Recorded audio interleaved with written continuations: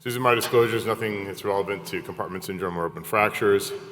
So, as I mentioned before, really reinforce the unchanged principles in the management of acute compartment syndrome and open fracture management. Provide a little bit of data on some of the selected investigations that have gone on. I think if you just go into PubMed or query Journal of Orthopaedic Trauma on any one of these subjects, is a large number of papers as we continue to try to put larger data series together for these two very important issues. Talk a little bit about the Academy's clinical practice guidelines and provide you with a resource that you can at least explore on both of these subjects. I think it's very useful.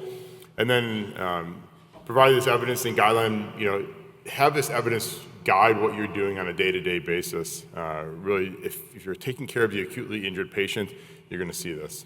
So I actually picked two cases from within the last week and a half or so to kind of lay the foundation for this. This is a 69-year-old female.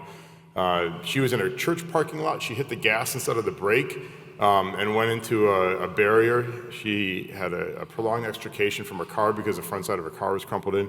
She was Korean speaking, and I put that in there only because we had a very difficult time conversing with her with regard to some of the symptoms that she was having. She had an ipsilateral ankle and calcaneus fracture.